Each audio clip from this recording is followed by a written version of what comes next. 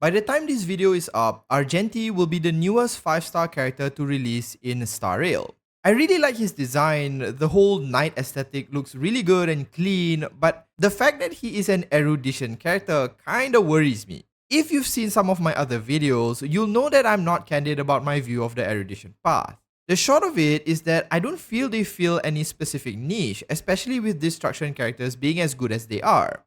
That said, Argenti may be the first step in changing all of that. So in this video, we're going to talk about Argenti, but also what his design means for the future of Erudition characters. Before we dive into that, if you want to see more Honkai Star Rail content, do consider subscribing to the channel. Let's start off with some standard disclaimers. I don't have access to the testing server or whatever they call it because I'm not a huge YouTuber. What I do have is the ability to search for, shall we say, unofficial sources of information. So I'm not going to talk about the numbers or anything too detailed as I don't have the specifics, at least officially, and I'm more or less just going to talk about Argenti in general. For the purposes of this video, it's more than enough, but if you want to see some of those numbers, then you'd have to do some creative Googling. Also, because of this, some stuff about him might change by the time he releases, though I don't expect any major overhauls or anything. Anyways, let's first talk about his overall kit. Argenti is very simple to understand. He is a damage dealer, and because he is Erudition, he does damage to all enemies. If you understand that sentence, you already understand 80% of what Argenti can do. But to get into the nitty-gritty, his skill essentially does damage to all enemies. Pretty straightforward. His talent essentially gives him a stacking buff of sorts for every enemy he hits. Basically, he gets some energy and a crit rate buff the more enemies he's hitting. His traces are also pretty simple to understand. A2 gives him 1 stack of his talent, A4 gives him more energy recharge, and A6 gives him culling strikes, which means that he does more damage to lower health enemies.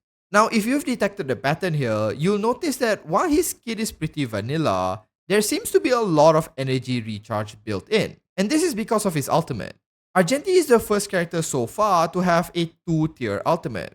What that means is that his ult functions differently when you activate it at 90 energy and differently at 180 energy. For the 90 energy ult, it just does damage to all enemies, but at 180, it does more damage but also continues to deal 6 more instances of damage to whatever enemies are still on the field. As far as I can tell, that secondary instance of damage is randomly distributed. So from his kit alone, all he really does is exactly what's advertised. Whether you're using his skill or ult, he just does physical AoE damage to all enemies available. There's no gimmick or planning here except for that 2-tier ult.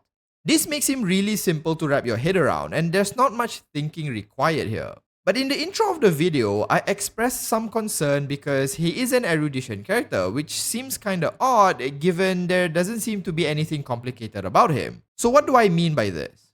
Well, you see, Erudition hasn't really been in a good place for a while now, and destruction is the main culprit.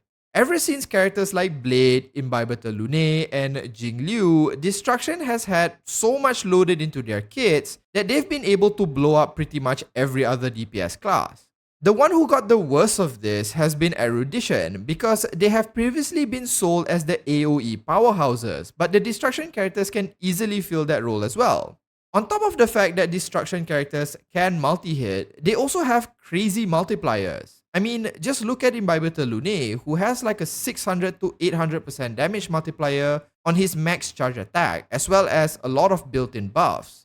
By just using 2 skills, Jingliu gets a 100% action forward, 50% crit rate, and a damage buff every time she attacks. So the niche that Erudition has been sold on has up till this point been covered by destruction.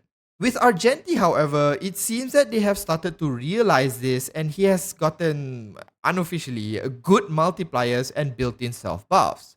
Now, I don't think that it's as crazy as what Imbibitor Lunae and Jingliu have gotten, but it kinda shows that they've realized this is a problem. Aside from the kit itself, we've recently been getting a few improvements to older characters through introduction of new artifacts and characters. Jing Yuan is a great example of this, who benefits greatly from characters like Fu Xuan, Topaz, and Huo Huo being introduced. With Argenti, who relies a lot on energy pumping, he doesn't need to wait as Huo Huo and Ting Yun are already available and waiting for him. Plus, with characters like Hanya, who is a speed buffer, or Bronya, who allows him to attack more and thus generate more energy, Argenti's kit can be activated to its full potential upon his release.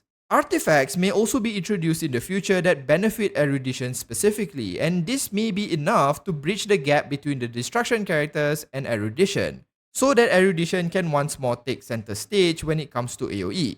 Now, do I think that Argenti's appearance signals the return of Erudition? Probably not. But at the very least, I think that it might be evidence of Hoyoverse trying to bring Erudition back into relevance. Now, does all this make Argenti a must summon? Personally, I don't think so. He doesn't have any specific gimmick that sets him aside from anyone else, to be honest, and without one and being a DPS, he might not have much longevity.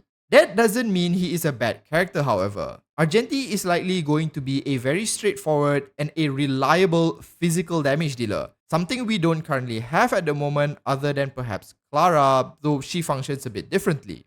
His 2-tier ult is also likely to do a ton of damage, especially with the additional 6 hits that may concentrate on a single target if all other enemies are dead. So if you are in need of a physical AoE DPS character, assuming his multipliers end up being good and kit remains unchanged at release, which you will know since I'll release this video after his banner is up, then he might be worth considering.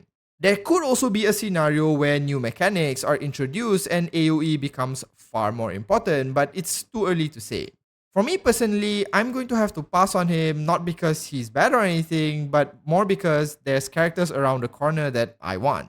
That said, don't let me stop you from summoning whoever you want. It's still just a game, and if you enjoy his design or kit, then go for it. I hope Argenti marks the first of what will hopefully be an ever-increasing trend of improved Erudition characters. Nothing is more satisfying than destroying the whole screen with an ult, but let's see if Hoyoverse can make them more distinct than their destruction siblings.